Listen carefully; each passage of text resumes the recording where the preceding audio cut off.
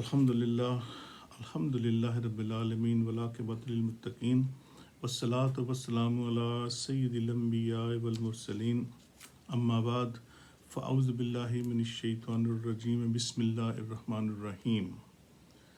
الصلاۃ والسلام علیک یا سیدی یا رسول اللہ وعلی آلک واصحابک یا سیدی یا حبیب اللہ الصلاۃ والسلام علیک یا سیدی یا نبی اللہ وعلی آلک واصحابک یا سیدی یا نور اللہ۔ قرآن مصطفیٰ صلی اللہ تعالیٰ علیہ وآلہ وسلم مجھ پر کثرت سے درود پاک پڑھو، بے شک یہ تمہارے لیے طہارت ہے۔ صلو علی الحبیب صلی اللہ تعالیٰ علیہ وآلہ وسلم۔ قال اللہ تبارک تعالیٰ فی القرآن المجید والفرقان الحمید الا ان اولیاء اللہ لا خوف علیہم ولا هم یحزنون صدق اللہ العظیم وصدق رسولہ النبی الکریم۔ ان اللہ وملائکتہ یصلون علی النبی یا ایہا الذین آمنوا صلوا علیہ وسلموا تسلیما کثیرا کثیرا۔ سب پیاروں سے پڑھے اللہم صلی علی سیدنا مولانا محمد وصحاب سیدنا مولانا محمد مبارک وسلم وصلی علیہ جزا اللہ عنا محمد محو اخلو۔ تمام تعریفیں اللہ رب العزت کی ذات پاک کے لیے اور ہر طرح کا درود و سلام پیارے آقا صلی اللہ تعالیٰ علیہ وآلہ وسلم کی ذات مقدسہ کے لیے۔ میرے عزیز دوستو ساتھیو، آج کل مغرب کے وقت ایک بری خبر آئی۔ میں نماز مغرب میں تھا تو اس وقت یہ اطلاع آئی کہ صوفی حارث کے دادا جان اس دنیا سے جا چکے ہیں، ان کا انتقال ہو گیا ہے۔ اللہ رب العزت ان کے درجات بلند فرمائے اور فیملی کو صبر جمیل عطا فرمائے۔ کل ان کا جنازہ ہوگا، رگبی میں ہی ہوگا اور رگبی میں ہی ان کو بیری کیا جائے گا، تو اللہ رب ان کے درجات بلند فرمائے، ان کے قبر کی منزلات آسان فرمائے۔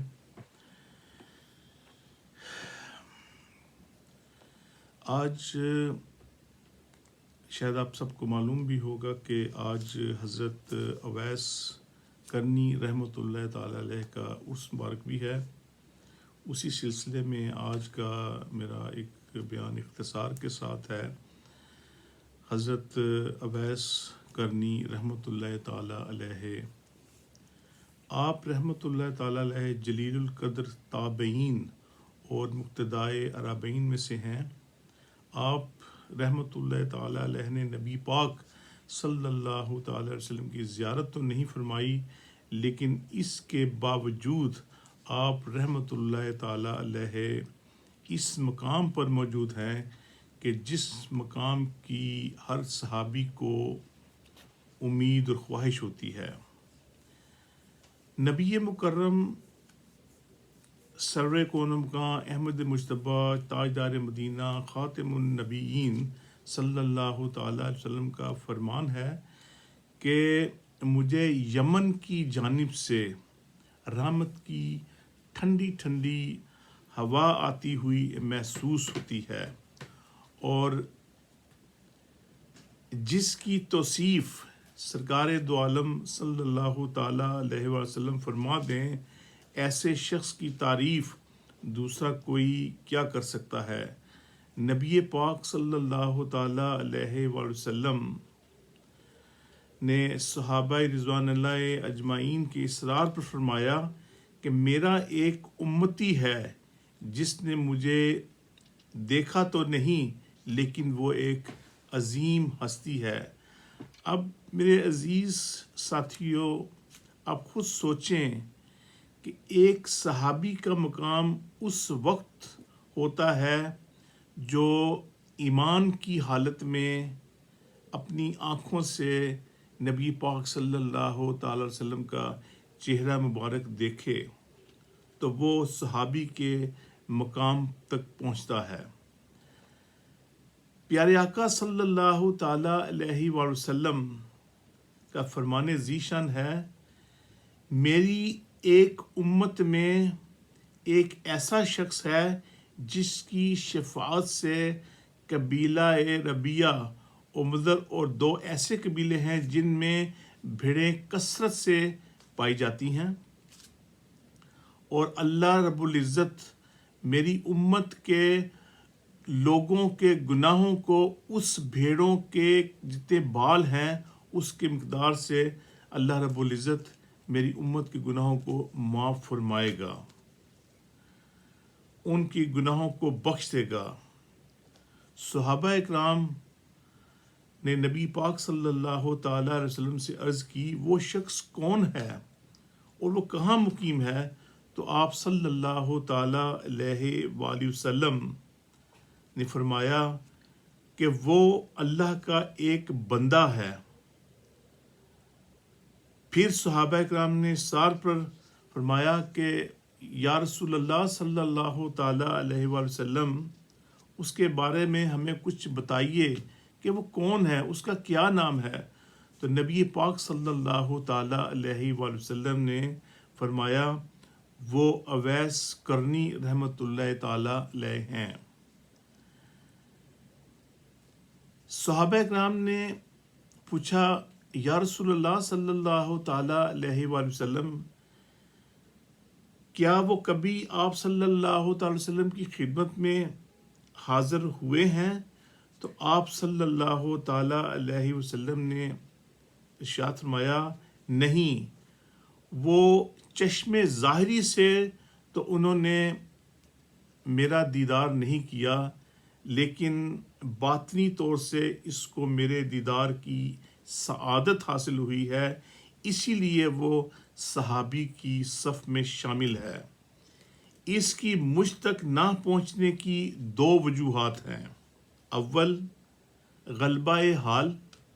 اور دوم تعظیم شریعت۔ غلبہ حال یہ ہے کہ وہ ان کی والدہ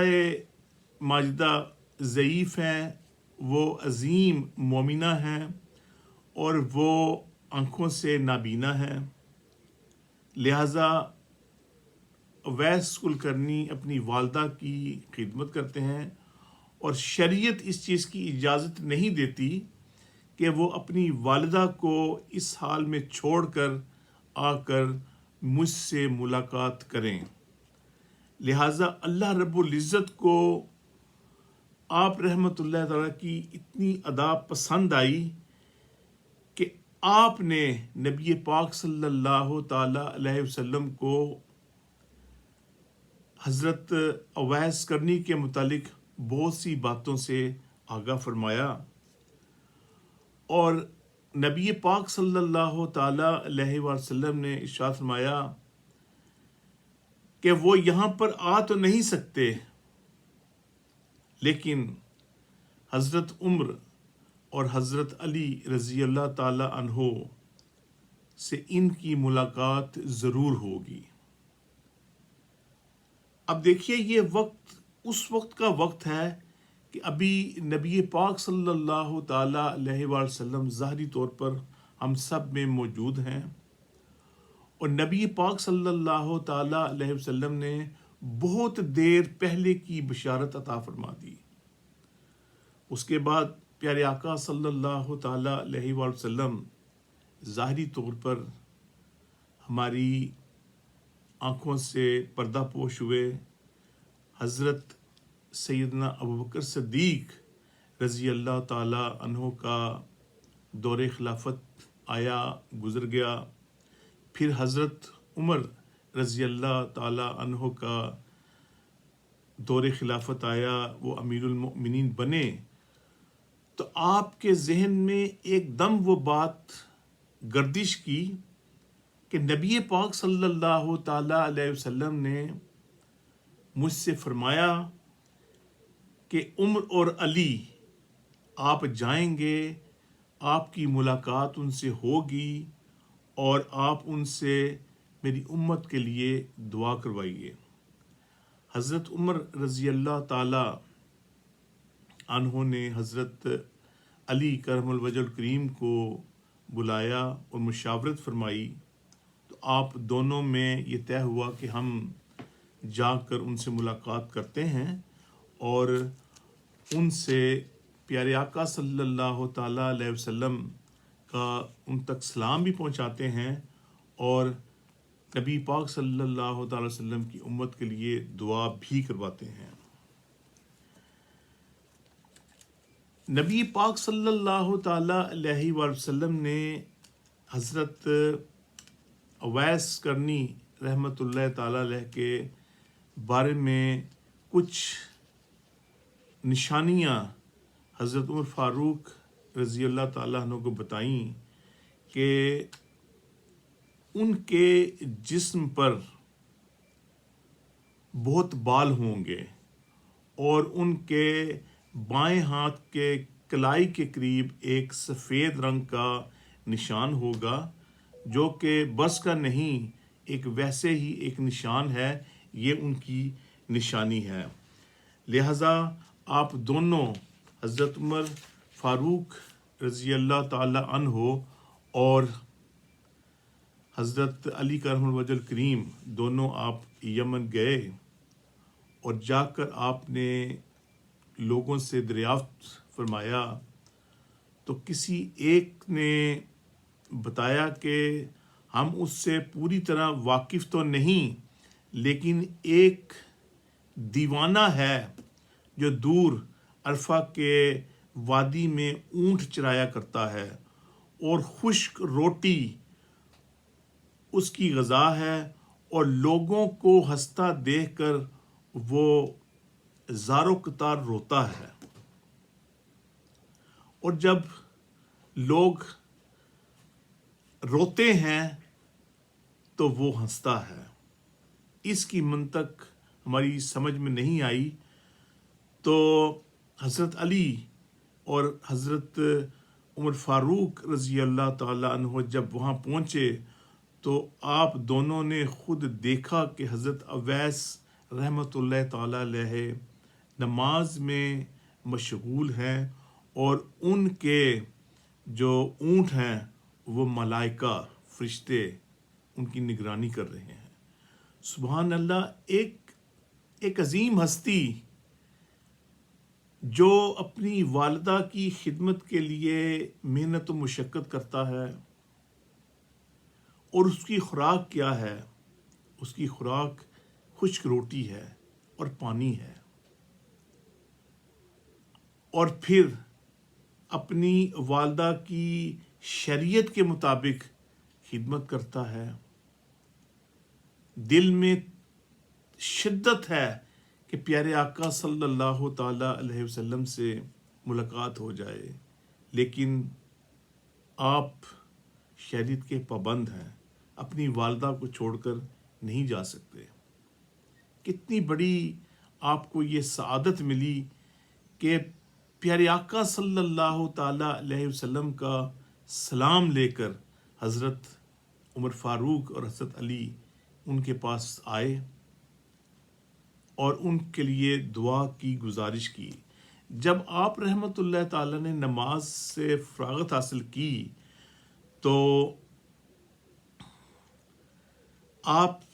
حضرت عمر فاروق رضی اللہ تعالیٰ عنہ نے آپ کا نام دریافت کیا، تو آپ نے جواب دیا کہ عبداللہ، یعنی اللہ کا بندہ۔ حضرت عمر فاروق رضی اللہ تعالیٰ عنہ نے فرمایا کہ نہیں، آپ اپنا اصلی نام بتائیے۔ تو آپ نے جواب دیا میرا اصلی نام اویس ہے۔ پھر حضرت عمر فاروق رضی اللہ تعالیٰ نے ان سے کہا کہ اپنے ہاتھ دکھائیے۔ انہوں نے ہاتھ دکھایا تو نبی پاک صلی اللہ تعالی وسلم کی بیان کردہ علامتیں دیکھ کر حضرت عمر فاروق رضی اللہ تعالیٰ نے ان کے ہاتھ کو بوسہ دیا اور نبی پاک صلی اللہ تعالی علیہ وسلم کا پیرہن لباس آپ کو پیش کیا۔ اور ساتھ ہی یہ بھی فرمایا کہ نبی پاک صلی اللہ تعالیٰ علیہ وسلم نے آپ کو سلام بھی پہنچانے کا فرمایا ہے، اور نبی پاک صلی اللہ تعالیٰ علیہ وسلم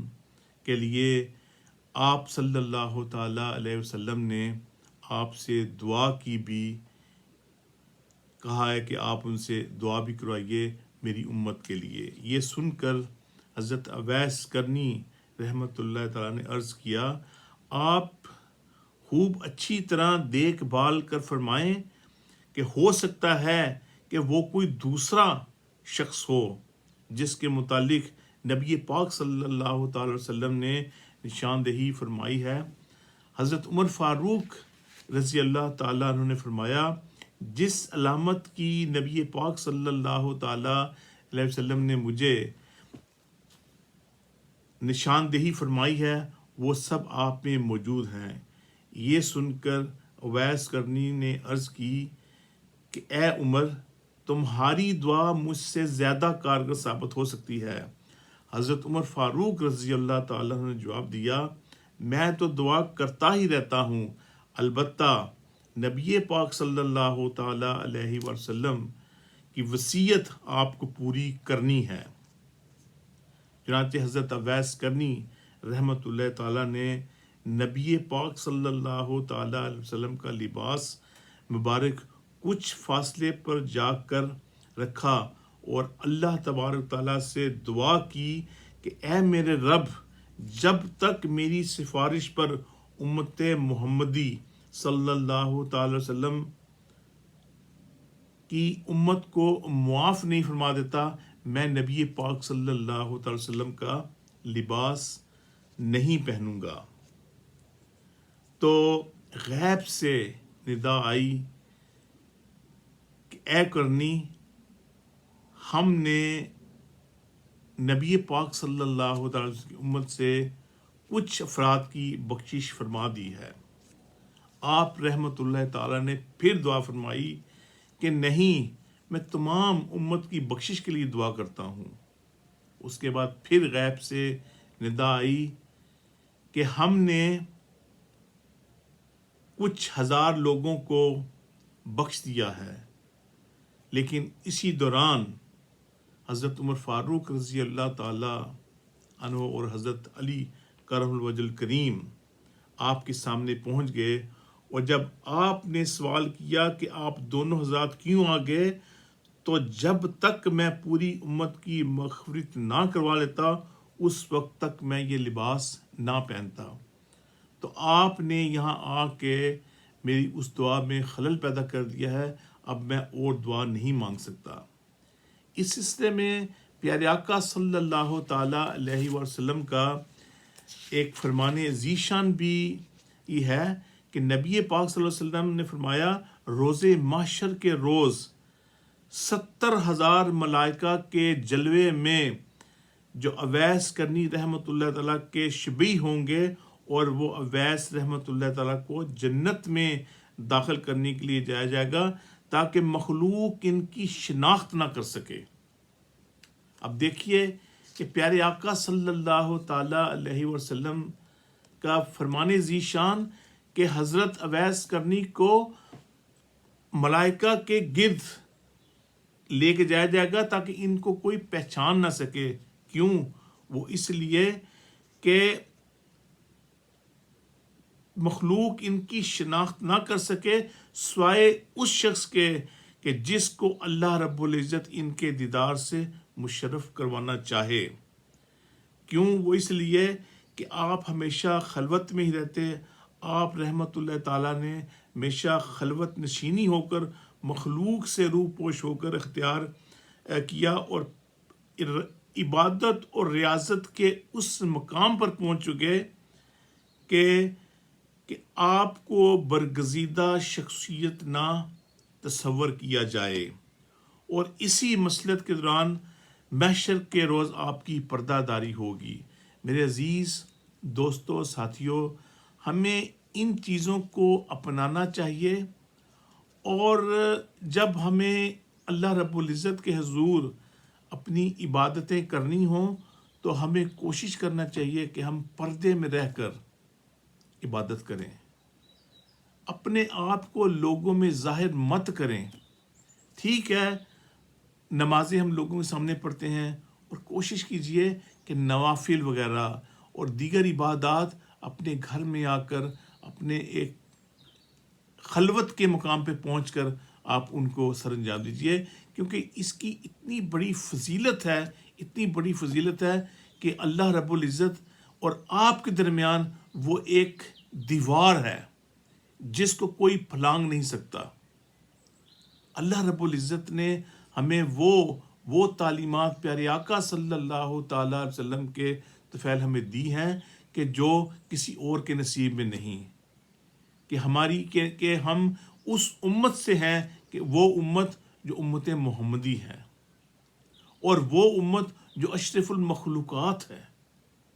اللہ رب العزت نے کتنی بڑی فضیلت رکھی، اور کتنی بڑی ہستیاں پیارے آقا صلی اللہ تعالی علیہ وسلم کی امت میں آئیں، اور انشاءاللہ حضور آتی رہیں گی۔ اللہ رب العزت ہمارا کہنا سننا اپنی بارگاہ الہی میں قبول و منظور فرمائے۔ اگر میں نے بشری تقاضے سے کسی قسم کی کوئی میں غلطی کر بیٹھا ہوں تو اللہ رب العزت میری سچی توبہ اپنی بارگاہ الہی میں قبول و منظور فرمائے۔ وآخر دعوانا ان الحمد للہ رب العالمین۔